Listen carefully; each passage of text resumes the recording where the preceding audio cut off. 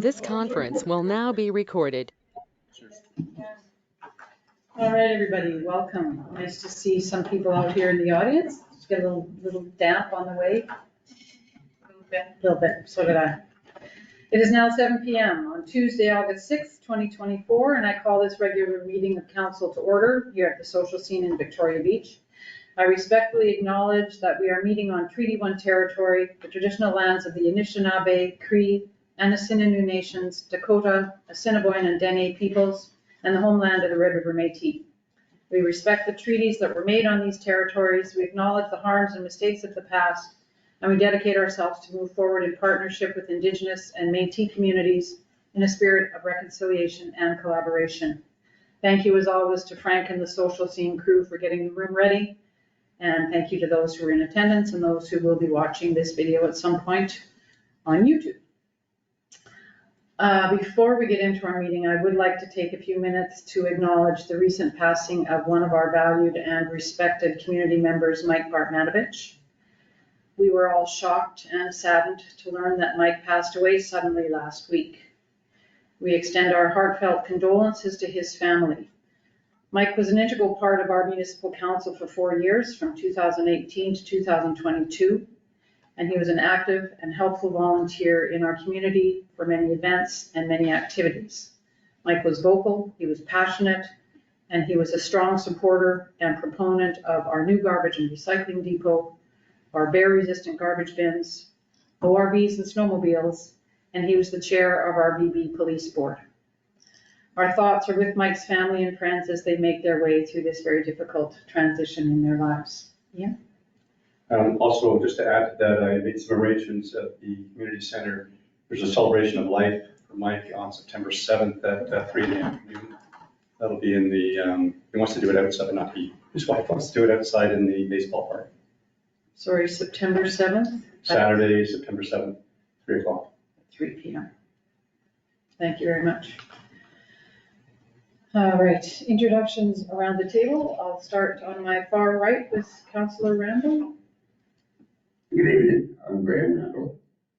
Good evening, Ian Chadsky. Penny McMorris, Mayor. Lon Turner. Steve Axelman. Thank you, gentlemen. And Councillor Kumka is away today at a celebration of life for his father-in-law, who was over 100, I believe, or almost 100, one of those. So this is a very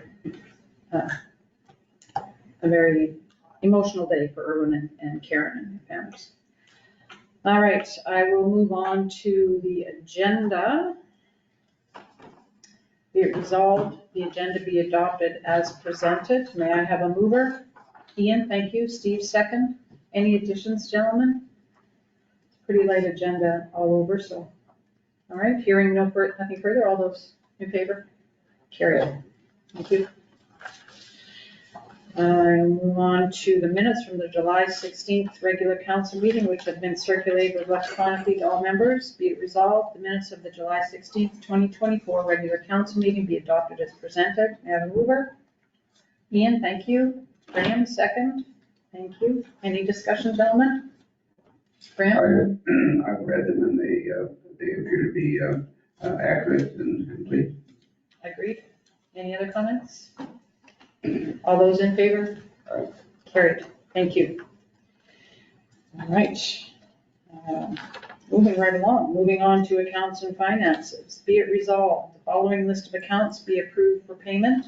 Check number 12484 to 12550 in the amount of $206,677.54. May I have a mover? Ian, thank you. Second, Steve, thank you. Ian, any comments? Please. Just a couple. There was 76 checks. There were really only 2 larger ones. One was the $65,000 for the water plant, and some chemicals as well. And then Landmark had an invoice in for about $15,769, bringing their total to about $49,000 charges so far.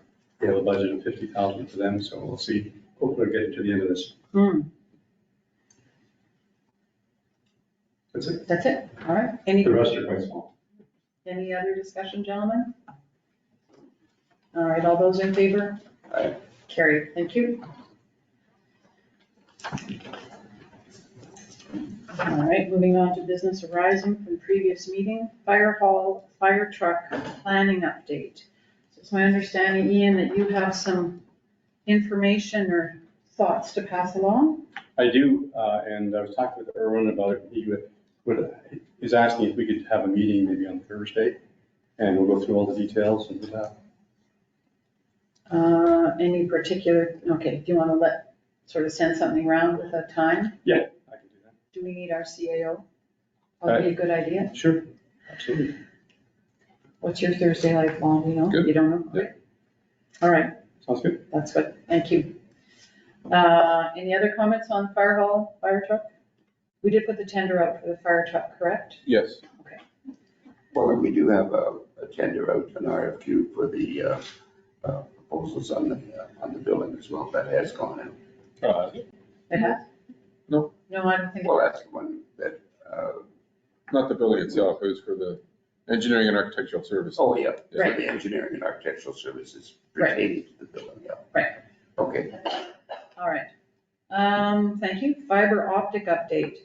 We were supposed to meet with Valley Fiber last week, I believe, and we're now meeting with them tomorrow. So that meeting didn't happen last week, so I think it's 11 o'clock, council, if you're interested, tomorrow. Is it virtual or? No. No, I can't make it. Okay. But somebody was mentioning that Bell bought them out. I have no idea. That's a rumor I've heard, but rumors are just that. Of course. That, if true, that would help explain why they were willing to allow Valley Fiber to use their driveway, which helped us enormously. Well, we'll find out. It'll be good to get together with them tomorrow and see what their plans are. Yeah. All right. Only 3 years behind. Still only 2 or 3 years behind, yeah, but they're sure advertising. Up next is the zoning bylaw update, and it's my understanding that we are getting, or Andre has received some clarification, or is still waiting for some on. Yes and yes. He told me the two ones are the riparian areas, get a clear definition of which properties are affected by those laws that are, I guess call them laws, handed down by the province. The other one is the erosion setback limits, again, another provincial mandate, but he wants more clarification on how that applies to properties and building or doing whatever in that area. So he needs to hear back from the province. And he's heard back on the first one, riparian areas, but not on erosion. And then once he gets that information back, he has to go back through the zoning bylaw and make any changes that Correct. may or may not be required. Is it fair to say the end is in sight? I'm not saying a word. I don't. We've I said hope that so. before. Yeah, I hope so. I hope so. I mean, you wanted to have your public hearing in the summer, which I don't think that's It's gonna not gonna happen happen now. now, no. But, well, there's no buts, it's just not gonna, didn't happen. Just about that is that we can still do a public hearing and have it virtual. I mean, we spent 2 years going through COVID, but everybody's should, at least at this point, be familiar with video conferencing and logging on. I mean, we can even go to the extent of doing a very short video to show people how to log on to that meeting. I know it's not ideal, and yes, we'd rather do it on, like, in person. Mhm. But, like, let's just get the damn thing done. And again, like, I just go back to the fact that we had 2 years there to all adjust to online meetings. So, you know, all that information can still be out. We can still put it up in video format as well. So if for some reason you had issues, you can still go onto YouTube, you can still see it. So that would still be going through the process. Again, I know it's not ideal, but we need to get this thing done, right? And we've already had a lot of consultation, so it's not exactly like people don't already know what's in it. So I think that would, in this case, would be perfectly reasonable. And this, since, you know, we have more people now, if anybody feels otherwise, they can always email us and say, well, hold off until next summer. But No. yeah, exactly. So let's get it done. But we can also have the public hearing in the city. True. You know, more people want to come out. But there are still a lot of people here in September. If we could see. Yeah, if we September's fine. get it in September, that would, It will be tight, I know, quite a because few. of the timeline. All right, well, something to consider. It's the bylaw that never ends, but we'll get there. Isn't that the story? It's a song that never Oh, ends. song. You don't want me to sing.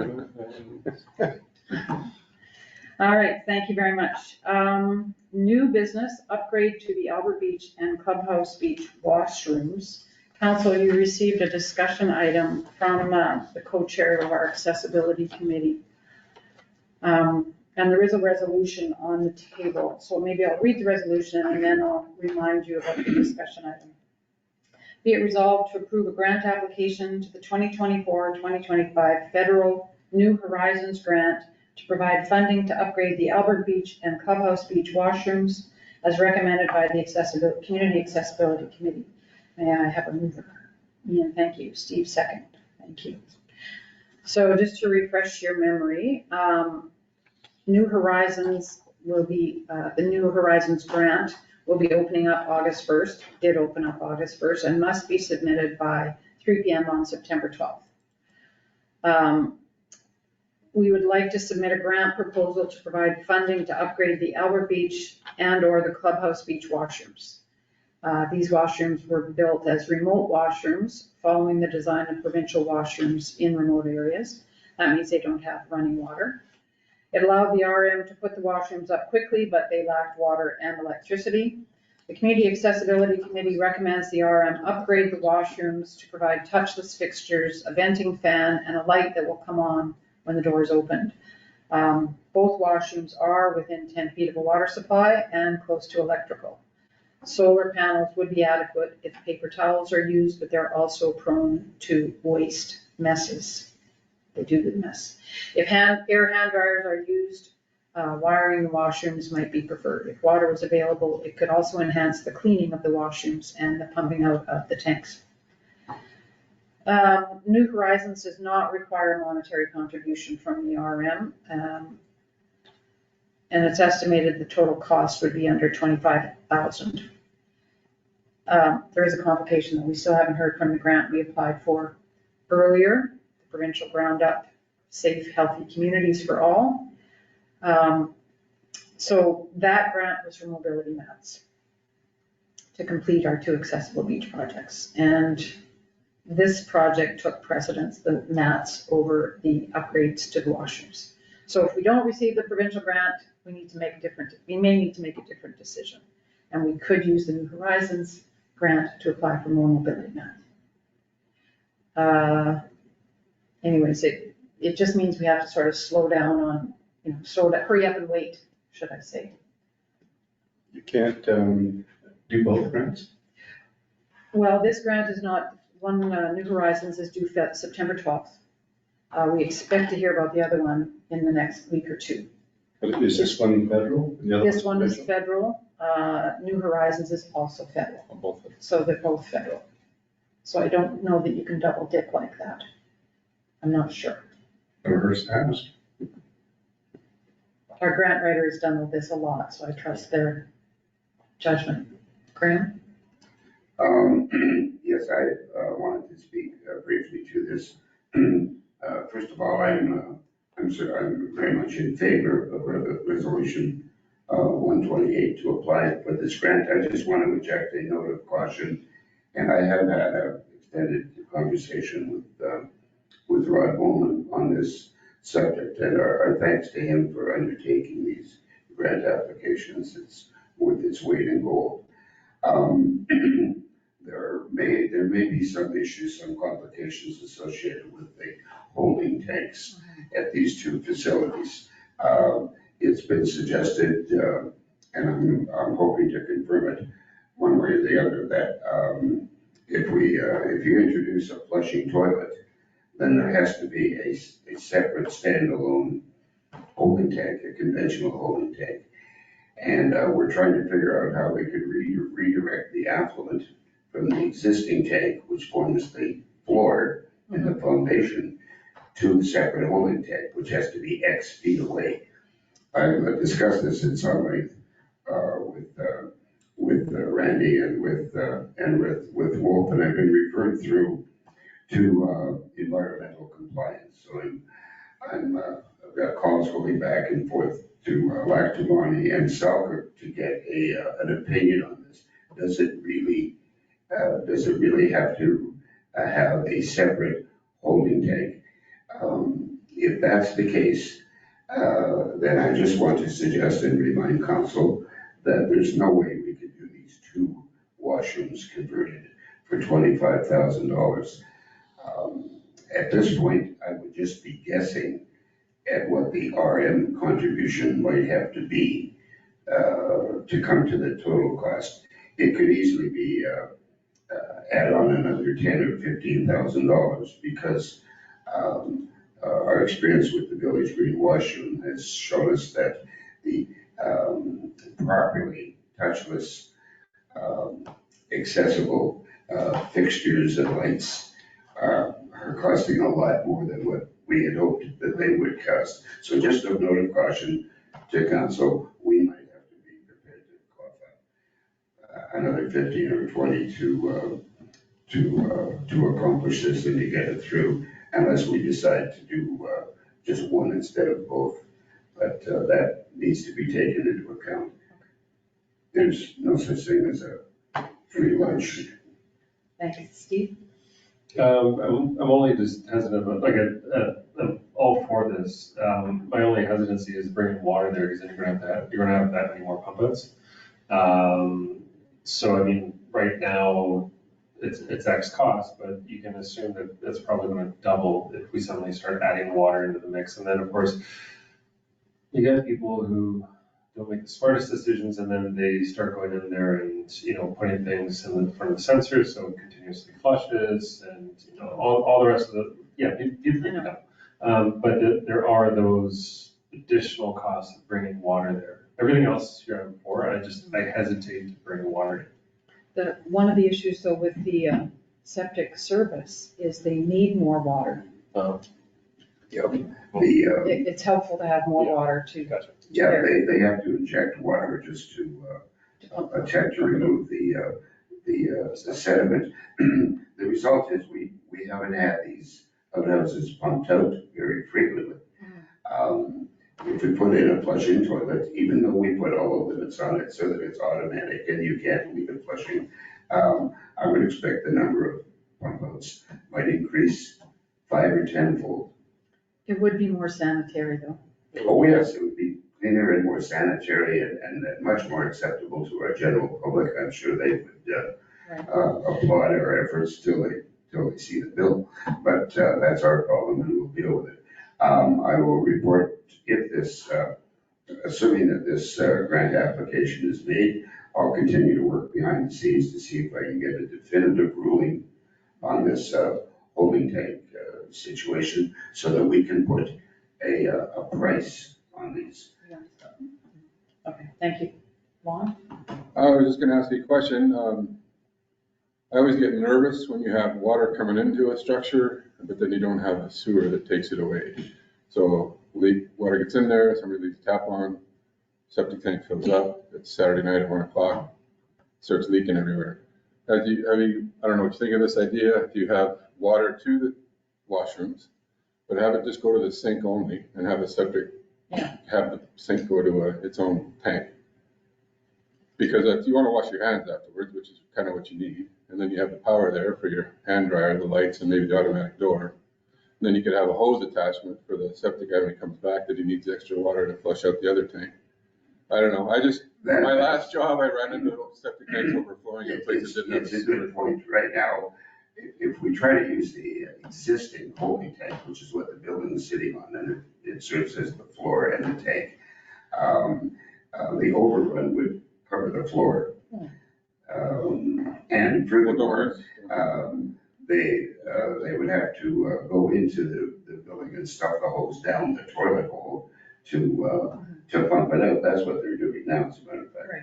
So there are some inconveniences. That's where I need to discuss further with the authorities.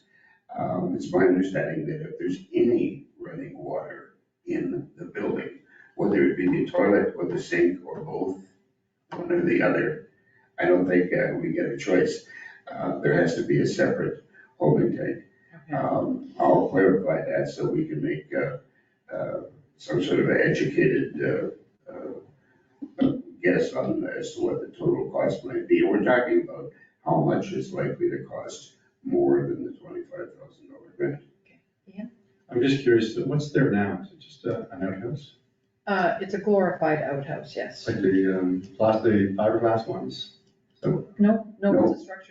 It's a concrete holding tank, concrete holding tank with a structure on top. okay. and it's a specially designed holding tank with a smooth flat top, and the top has got steel in it, so it serves as the floor of the building.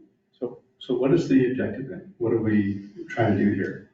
Well, Just want to make it bigger? Want to make There's it been some- newer? there's been some concerns about lack of water for sanitation, right? So I think Lon makes a good point. Adding a sink would help tremendously. It would also add some water if it could go back into the same tank. I think that's the biggest issue. It's just add, and there is water within 10 feet of both of these washrooms, Oh, yes. but it's the tanks. So the that- $25,000, is it going to be going towards a new structure as well? No, Just to add water? Just to add water, well, and some hands. well, and And some, electricity. and electricity and some hand dryers and other facilities within the building itself. What if we put the sink outside of the unit? I wonder how long it would last. Well, you could have a little roof over it. I just mean, how long it would take before it got pulled off the Oh. wall, Okay. Well, sadly. Sadly. Sadly. if we do decide to upgrade these facilities, one or the other, or both of them, that's a decision to make. I would argue that we ought to do it right Right. and in compliance with the codes. Okay. We could do the don't ask, don't tell. There's No, ways we could drill a hole in the side of that tank and get No. to a secondary, but no, I don't want No, to I do don't that. think so. no. Let's do it right. All right. But with the short timeline, would council approve the plan? If we don't get the New Horizons grant, for instance, would council approve switching this grant to Moby-Mats? Yes. Yeah, why not? But just so I understand what we're asking for, it's a sink, water, power, that's it? Oh, a septic tank, right? You need a separate septic tank? We might. grant. And then we need funds for the pump out, or is that just something? That's just something that we build in. Okay. Yeah. Do you want to add conditions to this? Like just, Sure. I don't know, a design approved by council, kind of thing, like with the septic tank talk and the sink? Approved by the province more than anything. Well, yeah, approved by the authority, I don't know, sure. Yeah. Well, then council and other Council and authorities other- as required. We're obliged to make sure that it complies with the code as soon as I get to the bottom of it. It's kind of a, I guess you don't need it's to. not the kind of question that they're used to having to answer. Because there's lots of these waterless facilities throughout the province. Some are provincial, some are federal. Mhm. There's some in Riding Mountain, there's some in Grand Beach. Yes. And, but they're a little more remote, like they're beside a boat launch ramp or something like that, throughout the province. The units that we have served us reasonably well so far.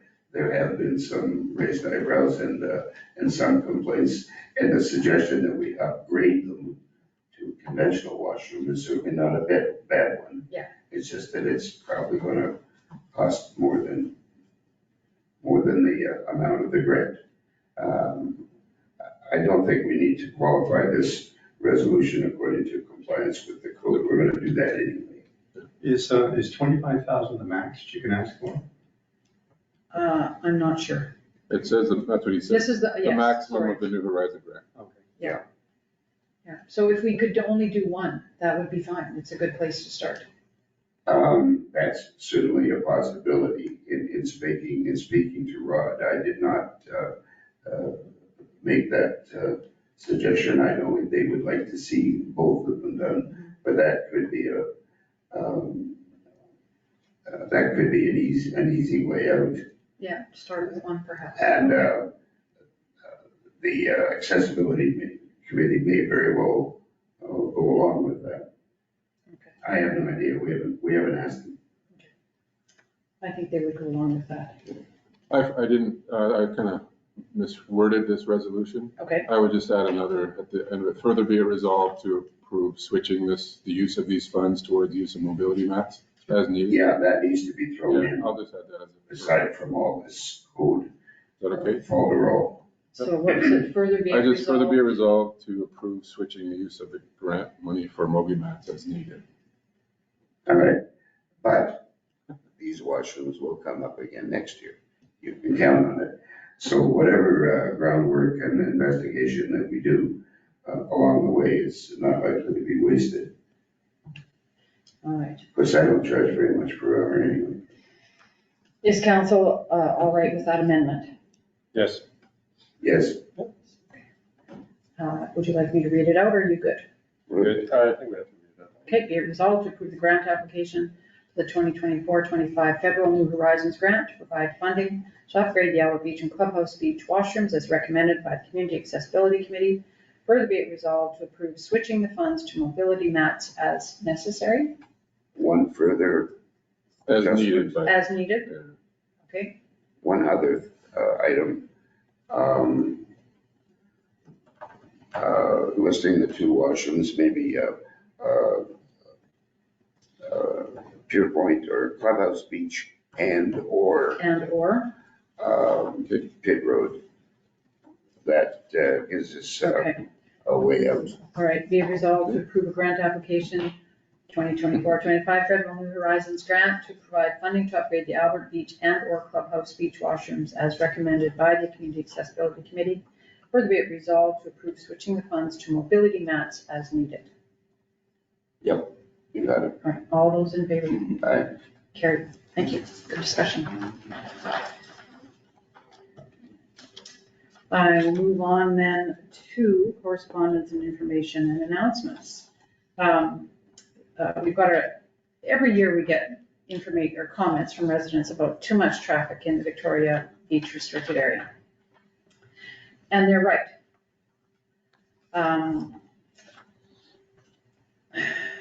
I did go and meet with one of our residents. We had a lovely 2-hour conversation.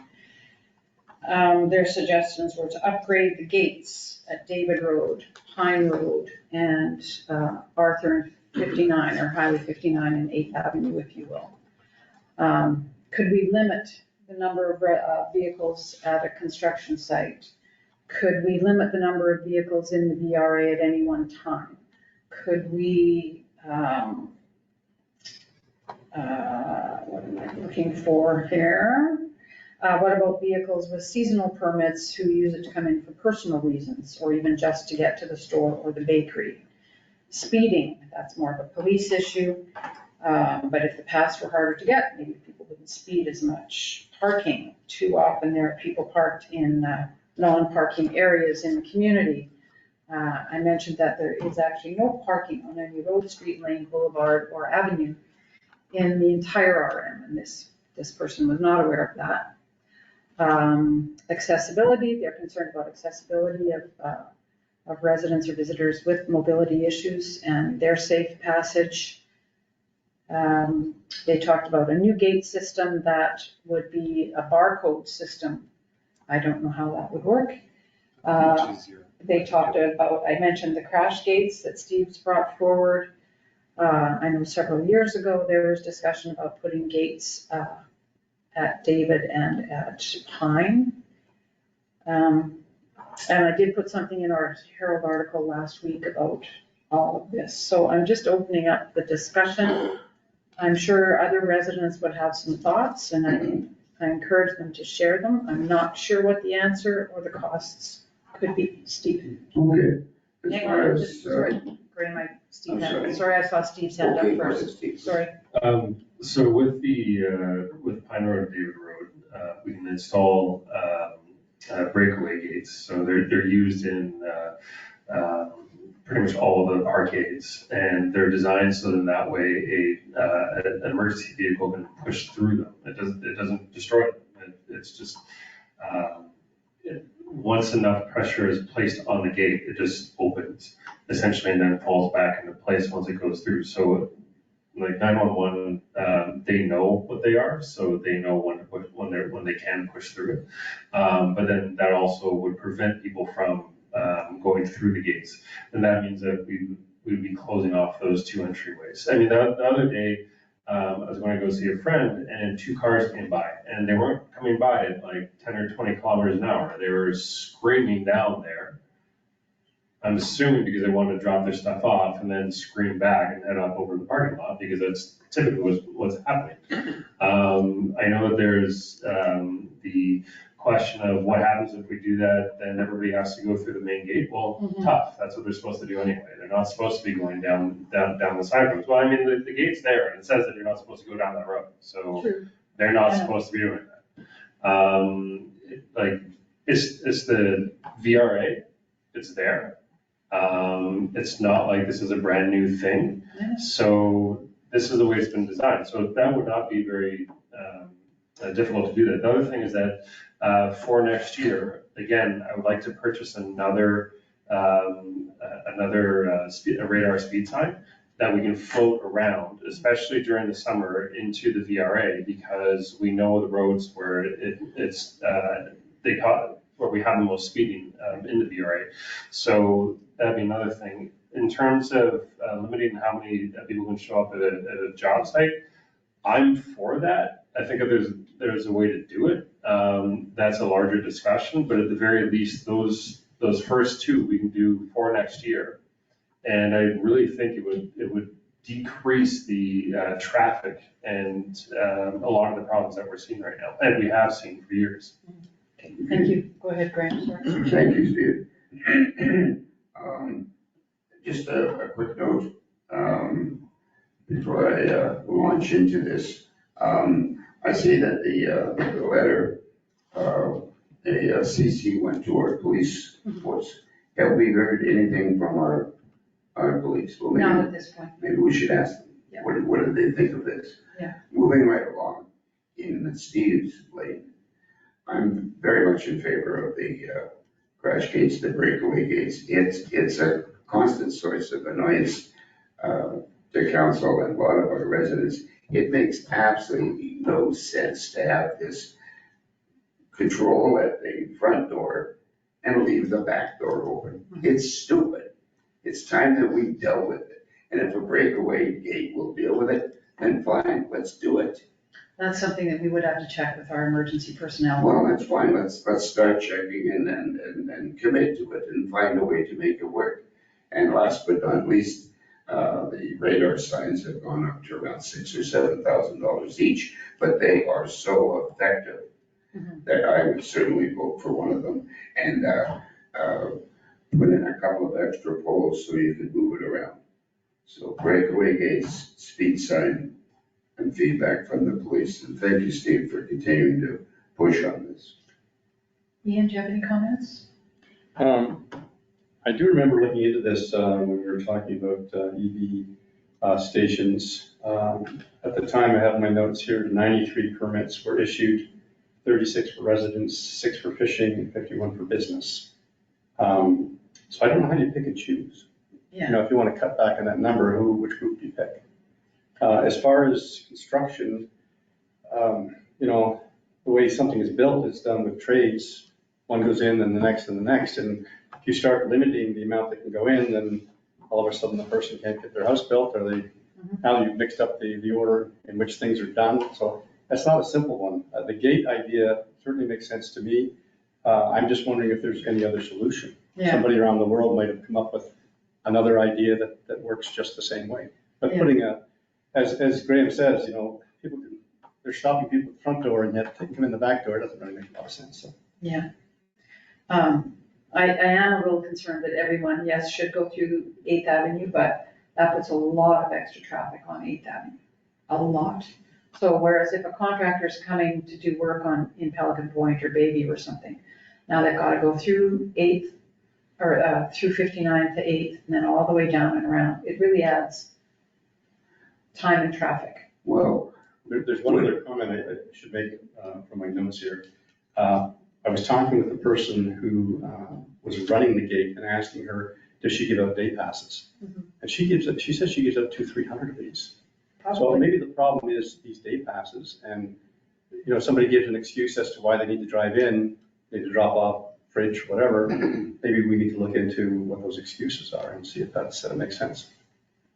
Because I know with a lot of people in the restricted area, a lot of people organize themselves before the gates close, right? They Mhm. do all of these things in May and June, but I don't live in the restricted area, so I don't really know. Well, it's not always easy to do that. Sometimes when the work needs to be done or the fridge needs to be delivered, it's not in the off season.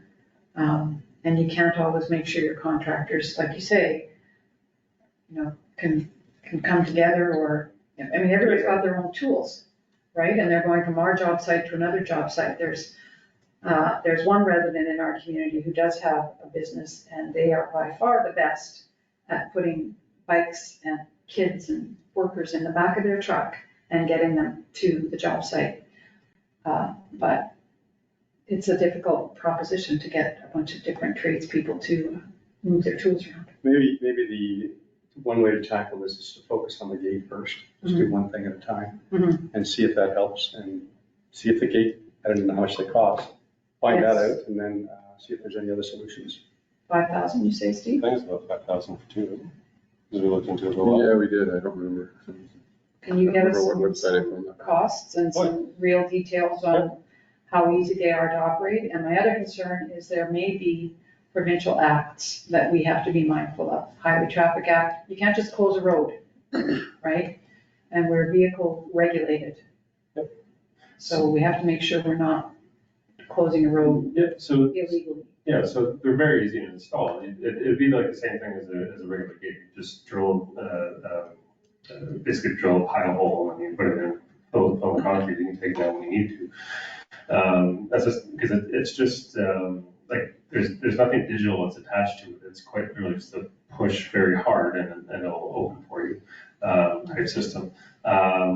But, yeah, I mean, just sort of moving on a little bit further, if all the, if the contractors and everybody else are now forced to go to the gate, then that also gives us a lot more data that we can use. And that might be something that we can really utilize with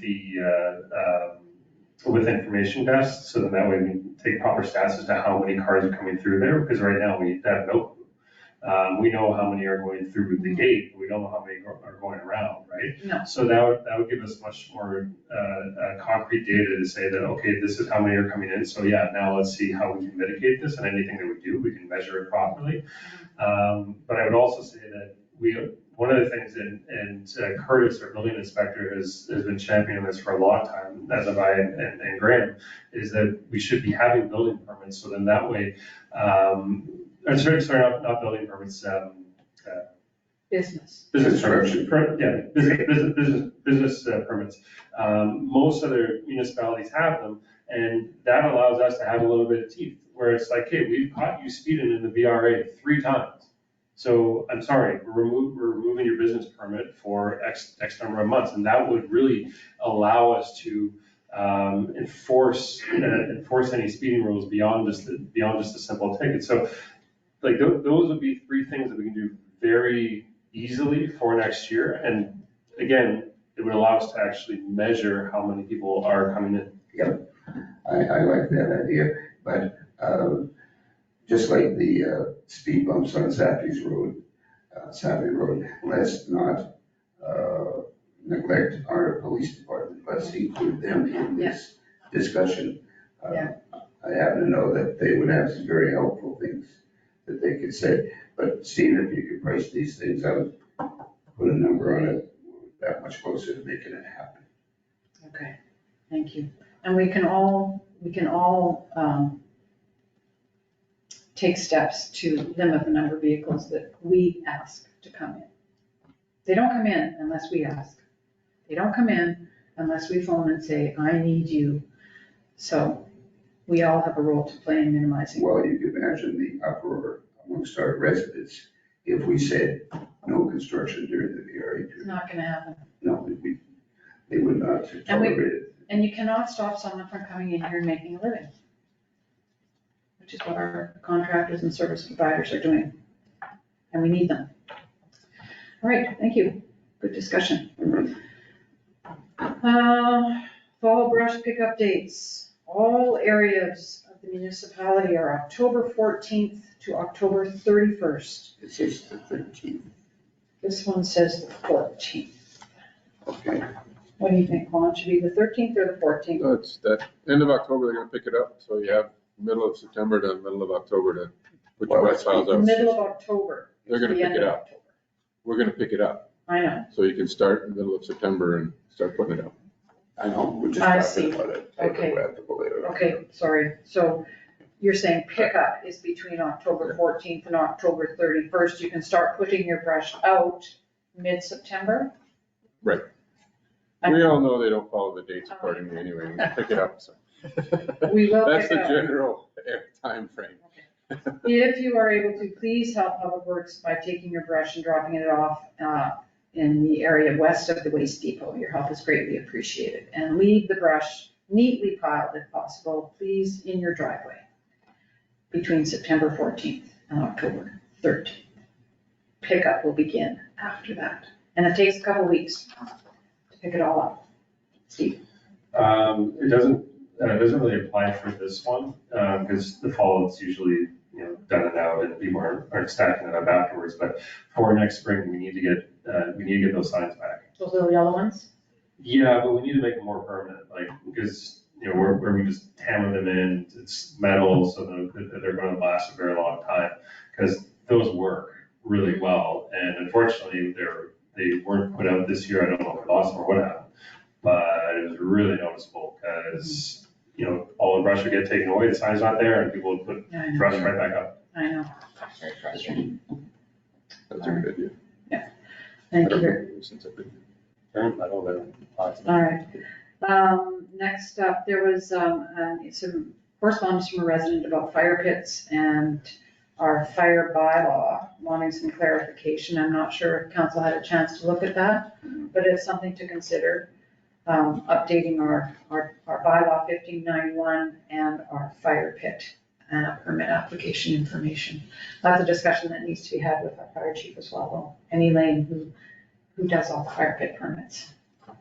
Go ahead. Can we please make them digital, please? It basically take all the weight off of her shoulders, and she'd be able to put all of her energy into, more important things than typing in what somebody's written down by hand. We can make this a digital form. Not everybody is digital, though. People pick up those forms. They're available online. Yeah, so the one or two people who still in 2024 have not, gone one of these or a tablet or anything else, people who still do not have one of these can get a paper copy. But as for the 99.999% of everybody else who does have this, all of those forms can be done without any human interaction whatsoever, and it can all go into a proper spreadsheet that Brad can pick up and nobody ever needs to touch. It would simplify so much. That's an admin Yeah, discussion. we don't have any interactive forms anywhere on our website, so this would be a first. And there might be some growing pains with it, but I like the idea that we leave this in once. Yeah, All right. Why do we have to renew it every year? Why don't we do it every 2 years? I think it is I thought it was every 2 years. Is it? Yeah. Okay. yeah, it's supposed to be every 2 years, but it's not clearly stated. But I mean, why? That's another reason why- years? We need to revisit. Why renew it all the time? Right. Somebody, I know I have one, and the fire department came by and measured everything and said it was fine, so it's not gonna change. Maybe in that case, you could just send a photo in or something. I'm not sure. Okay. I don't have a fire pit, so I'm not sure. But that makes sense. Yeah. We update our permit regularly. At the same time, people move fire pits. Things do change because plants grow, and so they become a hazard where they weren't a couple of years before that. It also ensures that people are going to have their permit out in a prominent place, which was one of the things that was brought up in that letter. And maybe we can clarify how that needs to be done, but it is to ensure that everything is in accordance with the bylaw and the permit. The thing that we always have to remember is having a fire in this community is a high-risk activity. It's not a low-risk activity, it's such a high-risk activity because if something gets out of control in this municipality, as we're all aware of, now thanks to that emergency drill, there are a lot of people who won't make it out of this community if a wildfire starts, especially in the middle of it. So it is incumbent on all of us to do what we can do to protect everybody around us. But also we need to, as a municipality, ensure that if you're going to engage in this high-risk activity, that you're doing it as safely as possible. On that note, we did get another email about someone was inquiring if you're able to apply for a permit to have a fire on the beach or to use a barbecue on the beach. We had that debate 3 years ago. No, you can't have a barbecue on the beach. It would be very rare for you to get a permit to have a fire on the beach. Sounds like there's been a few fires on the beach this summer that, call the police. Okay. I had originally, this is 6 years ago, but I said that, maybe we could set up a public fire pit area that's away from everybody. So that way the fire department and the police can go down and check, and you could let their own know as to when they're gonna do it.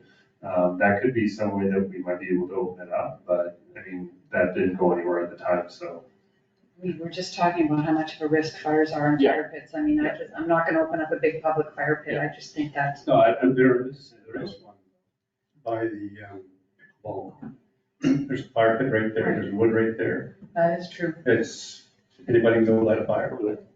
It's mostly used in the winter. Mostly, I mean, everything's there.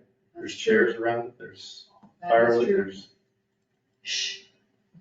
I didn't mean that. So that's, we're about this. Yeah, all right, well, maybe we'll have to talk to the club about that, because that's probably not all that safe. Well, Brad's the, head there, isn't he? Brad is the head over there now. So I'm pretty sure it's pretty safe. All right, so I encourage council to have a look at bylaw 1591 and the outdoor fire pit application and permit application and the suggestions from the residents and maybe we can have that discussion going forward, try and keep our community safer. Wow, I'm at the end of our agenda. Is there any other correspondence, information, or announcements? Council, Steve, go ahead. The first was that, so I just got out of a meeting with the doctors committee. In the next few weeks, we'll probably be asking the council meet with the doctors committee to go over some of the things with medications. One, I think, fairly viable option, but we all need to be in attendance and really listening to how this can work. So that's going to be coming up pretty soon. Another thing is I just wanted to give just a couple words about Mike. So I don't think there's any secret that me and him didn't necessarily agree on everything. But no, it was certainly a shock when I was informed as to what happened. And there's no way of looking back to know as to how things could have been avoided. I will say that Mike and I and everybody on council really all agreed that the removal of our first responders capabilities was a serious threat to this community. He and I both shared the exact same message over and over and over again, which was this is going to lead to somebody's death, either in our community or somewhere in this province. The fact that the just horrendous decision that the former provincial government made to take away our ability to protect our community has definitely impacted our community. And it's really sad to know that he went that way when possibly, I'm not saying that there's any guarantee because we can't say that, but possibly our if we still had the first responders, it could have been that he may have been able to survive. I know, but just that decision was heinous. And I would just ask that for all of our residents, please don't continue to, or please don't stop sending the province messages saying that we need to get our first responders back, But because we do. we do, but the province is moving forward with that. It's not fast enough. Like, it's good that they're good, but it's still not fast enough. I know, but they are moving forward slowly. All right, thank you. All right, anything further, gentlemen? Wow, all right. Be it resolved, the August 6th, 2024 regular council meeting be adjourned. Next meeting is scheduled for Tuesday, August 20th, 2024 at 7 PM here in Victoria Beach and here at number 3 Atia Road, East Beach Social Scene. May I have a mover? Graham, thank you. Ian, second. All those in favor? Aye. Okay, meeting is adjourned. Thank you, everyone.